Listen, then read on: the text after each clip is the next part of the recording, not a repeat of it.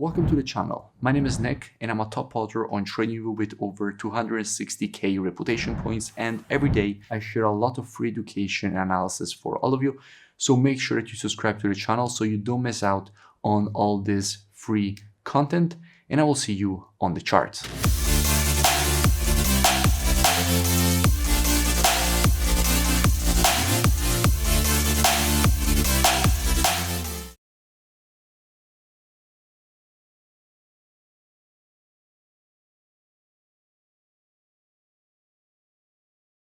In today's video, I want to speak about the USDJPY. The reason being is that at the moment we have quite interesting price action and structure on it. So first, I will be providing a complete technical multi-time frame analysis. We will then go and see what we have from a COT perspective, so commitment of traders, which is basically what hedge funds and the non-commercials in the market are doing. And by the end of the video, by using the combination of these different types of analysis, we will try to understand where we have the highest probabilities for a potential move here on the pair. Now, starting from the monthly time frame, what we can see is that here in the monthly, we have a market which is currently rejecting this previous extremely strong monthly demand and support area, which the market tested once again here and has just started rejecting it to the upside. And since we have now broken above the previous high, we can expect more continuation to the upside. So here in the monthly, everything seems quite bullish. We drop down on the weekly time frame, and what do we see now? Here on the weekly, the market had created this candle here. Now, when you see a candle like this with a very long wick and a green body, you usually expect the next candle to fill in the wick. And in fact, we can see that that is exactly what the market just did, showing quite strong bullish momentum and price action. At this point, what the market usually creates is a correction before then printing the continuation to the upside. Just a quick thing, make sure that you like, subscribe, and let me know in the comments below any suggestions for new videos. And if we drop down on the daily time frame, we can see how in creating this move to the upside, the market is also printing in overextended W formation. Now, I spoke about USDJPY when the market was around this area. I made a full breakdown explaining all the reasons for which we could expect this continuation to the upside. And by the way, I will link this previous analysis in the description so you can go and check it out for more free education. But as I was saying, during the creation of this move to the upside, the market has just started creating this overextended W formation. And after the creation of an overextended W, you want to see the market provide a correction at least to the 0.32 of the Fibonacci taken on the impulse leg. Now, in this case, the impulse leg is from this low to this high.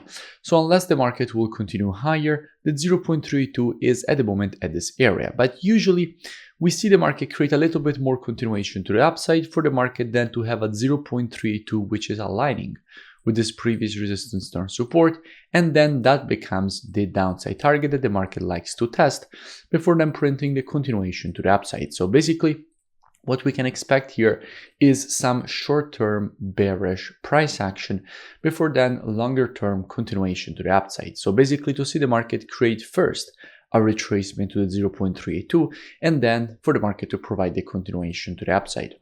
Now, if we go and see what we have from a COT perspective, so basically what the non-commercials, hedge funds, and the big players in the market are doing, what we can see here is that the net positioning is very negative. We have minus 63k net positions with 95k shorts and only 31k longs. So we have a massive amount of shorts compared to the longs, which is making the JPY quite weak. So obviously USDJPY quite bullish. So in the long term, as we already said, we do expect more continuation to the upside, but we can see how with the last report, we already started seeing shorts getting closed. To be precise, minus 4.8k shorts getting closed, which means that we might see some short-term bullish price action for the JPY, which means short-term bearish price action for USDJPY, which is exactly what this W formation is usually bringing to. So everything is aligning from a technical and COT perspective. We can expect short-term bearish price action and then the continuation to the upside. So how we will be approaching this potential short-term shorting opportunity here? Now, as usual, we have to be reactive and not predictive. The monthly, weekly, and daily, those are the best time frames from a directional perspective. But when it comes to confirmations and entries, the best time frames are the 4-hour and the other intraday time frames.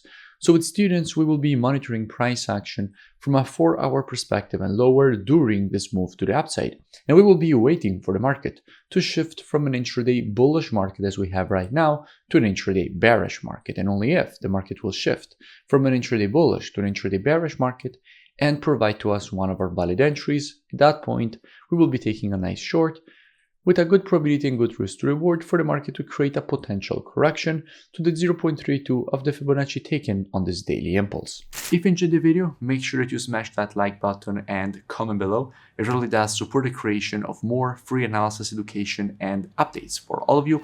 You can also go and check out the mentorship program. The link is in the description. It's a very complete program. First, you learn all the rules of my rule-based strategies. Then every single day you get a new daily market breakdown showing you how to apply the strategies in live market.